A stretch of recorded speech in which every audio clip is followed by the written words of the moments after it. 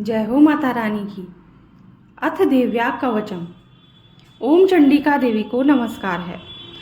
मार्कंडेय जी ने कहा, पितामह, जो इस संसार में परम गोपनीय तथा मनुष्यों की सब प्रकार से रक्षा करने वाला है और जो अब तक आपने दूसरों किसी के सामने प्रकट नहीं किया है, ऐसा कोई साधन मुझे बताइए।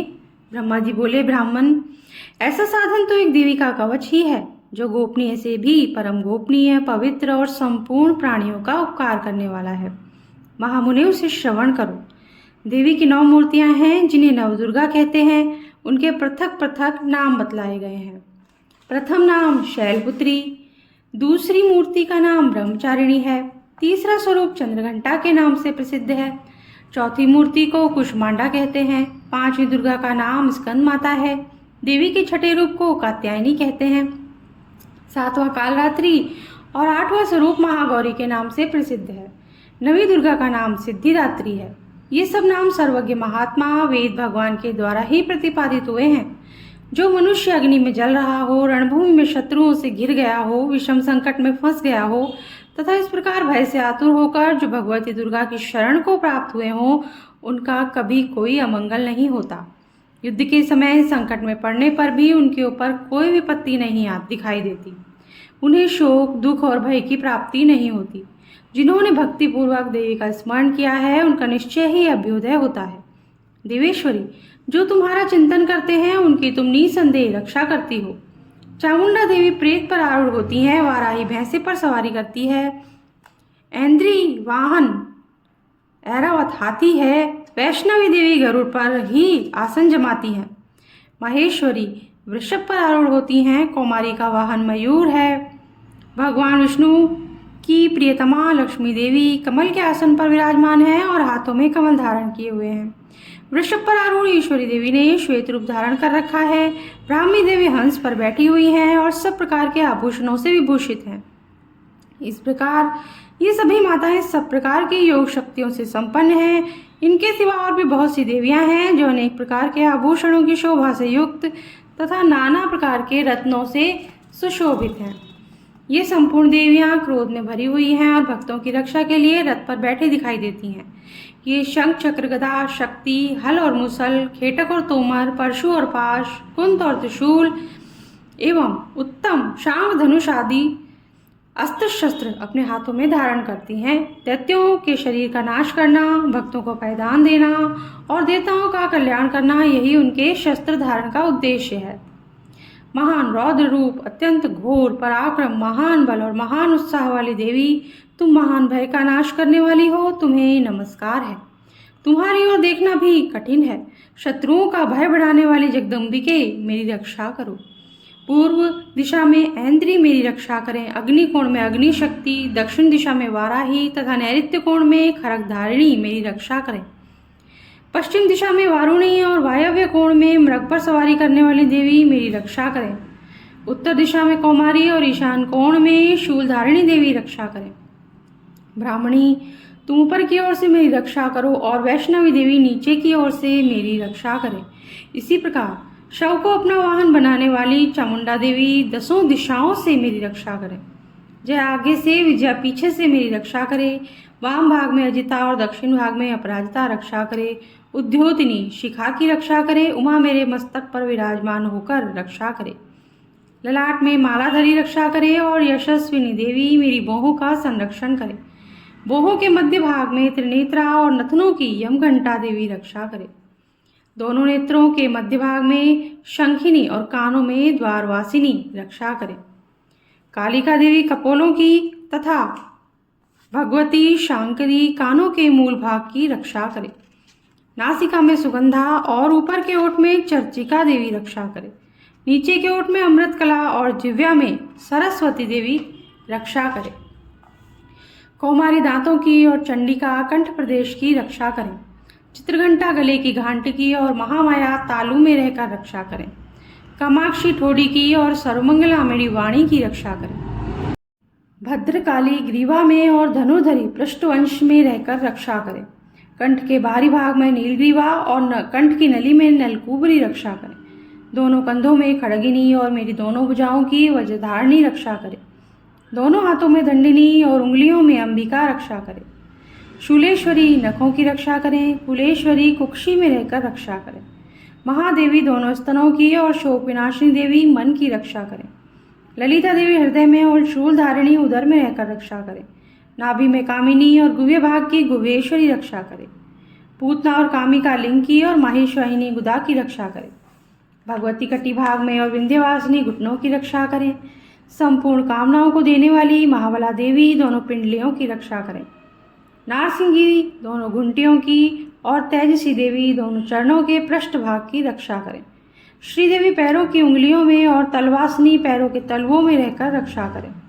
अपनी दाढ़ों के कारण भयंकर दिखाई देने वाली दृष्टा कराली देवी नखों की और ऊर्ध्वकेशनी देवी केशों की रक्षा करें।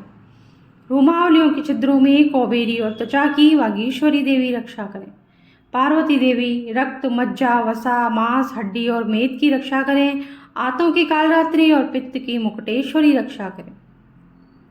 मूलाधार आदि कमल कोशों में पद्मावती देवी और कफ में चूड़ामणि देवी स्थित होकर रक्षा करें। नख के तेज की ज्वालामुखी रक्षा करें, जिसका किसी भी अस्त्र से भेदन नहीं हो सकता। वह वेद्या देवी शरीर की समस्त संधियों में रहकर रक्षा करें। ब्राह्मणी आप मेरे वीर्य की रक्षा करें। क्षत्रेश्वरी छाया की और धर्मधारिणी देवी मेरे अहंकार, मन और बुद्धि की रक्षा करें। हाथ में वज्र धारण करने वाली वज्रहस्ता देवी मेरे प्राण, अपान, व्यान, उदान और समान वायु की रक्षा करें। कल्याण से शोभित होने वाली भगवती कल्याण शोभना मेरे प्राण की रक्षा करें। रस, रूप, गंध, शब्द और स्पर्श इन विषयों का अनुभव करते समय योगिनी देवी रक्षा करें तथा सत्वगुण, रजोगुण, तमोगुण की रक्षा सदा नारायणी देवी करें। वाराही आयु की रक्षा करे, वैष्णवी धर्म की रक्षा करे तथा चक्रिणी देवी यश, कीर्ति, लक्ष्मी, धन तथा विद्या की रक्षा करें। इंद्राणी आप मेरे गोत्र की रक्षा करें। चंडी के तुम मेरे पशुओं की रक्षा करो। महालक्ष्मी पुत्रों की रक्षा करें और भैरवी पत्नी की रक्षा करें।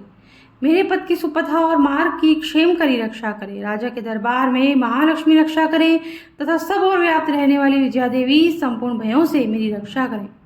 देवी जो स्थान कवच में नहीं कहा गया है अतएव रक्षा से रहित है, वे सब तुम्हारे द्वारा सुरक्षित हों, क्योंकि तुम विजयशालिनी और पापनाशिनी हो। यदि अपने शरीर का भला चाहे तो मनुष्य बिना कवच के कहीं एक पग भी न जाए, कवच का पाठ करके ही यात्रा करे।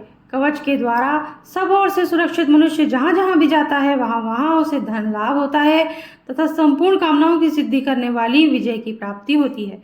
वह जिस जिस अभीष्ट वस्तु का चिंतन करता है उसको निश्चय ही प्राप्त कर लेता है। वह पुरुष इस पृथ्वी पर तुलना रहित महान ऐश्वर्य का भागी होता है।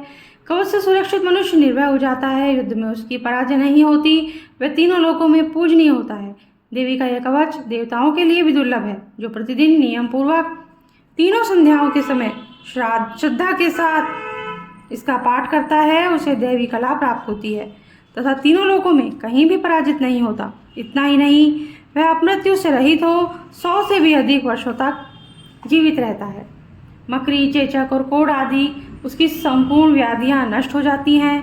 कनेर, भांग, अफीम, धतूरे आदि का स्थावर विष, सांप, बिच्छू आदि के काटने से चढ़ा हुआ जंगम विष, अहीफेन और तेल के संयोग आदि से बनने वाला कृत्रिम विष, ये सभी प्रकार के विष दूर हो जाते हैं, उनका कोई असर नहीं होता। इस पृथ्वी पर मारण, मोहन आदि जितने आभिचारिक प्रयोग हैं और इस प्रकार के जितने मंत्र यंत्र होते हैं वे सब इस कवच को हृदय में धारण कर लेने पर उस मनुष्य को देखते ही नष्ट हो जाते हैं। यही नहीं, पृथ्वी पर विचरने वाले ग्राम देवता, आकाशचारी देव विशेष, जल के संबंध से प्रकट होने वाले गण, उपदेश मात्र से सिद्ध होने वाले निम्न कोटि के देवता, अपने जन्म के साथ प्रकट होने वाले देवता, कुल देवता, माला, डाकिनी, शाकिनी, अंतरिक्ष में विचरने वाली अत्यंत बलवती भयानक डाकिनियाँ, ग्रह, भूत, पिशाच, यक्ष, गंधर्व, राक्षस, ब्रह्म राक्षस, बेताल, कुष्मांड और भैरव आदि अनिष्टकारक देवता भी हृदय में कवच धारण किए रहने पर उस मनुष्य को देखते ही भाग जाते हैं। कवचधारी पुरुष को राजा के सम्मान वृद्धि प्राप्त होती है। यह कवच मनुष्य के तेज की वृद्धि करने वाला और उत्तम है। कवच का पाठ करने वाला पुरुष अपनी कीर्ति से विभूषित भूतल पर अपने सुयश के साथ साथ वृद्धि को प्राप्त होता है। जो पहले कवच का पाठ करके उसके बाद सप्तशती चंडी का पाठ करता है, उसकी जब तक वन, पर्वत और काननों सहित यह पृथ्वी टिकी रहती है तब तक यहाँ पुत्र, पौत्र आदि संतान परंपरा बनी रहती है। फिर देह का अंत होने पर वह पुरुष भगवती महामाया के प्रसाद से नित्य परम पद को प्राप्त होता है, जो देवताओं के लिए भी दुर्लभ है। वह सुंदर दिव्य रूप धारण करता है और कल्याणमय शिव के साथ आनंद का भागी होता है। इसी के साथ दुर्गा कवच संपूर्ण होता है। अगर आपको अच्छा लगा हो तो लाइक ज़रूर कर दीजिएगा, चैनल को सब्सक्राइब कर दीजिए और बेल आइकन प्रेस कर दीजिए ताकि हमारे आगे आने वाले वीडियोस भी आपको आसानी से मिल सके। और नवरात्रि की आप लोगों को हार्दिक शुभकामनाएं हैं। और नवरात्रि से संबंधित जो भी 9 दिनों की कथाएं हैं उसकी प्लेलिस्ट मैं कमेंट बॉक्स में पिन कर रही हूँ, प्लीज़ उसे भी ज़रूर सुनिएगा और अच्छी लगे तो हमें ज़रूर बताइएगा, लाइक कीजिएगा। Thank you. जय माता दी।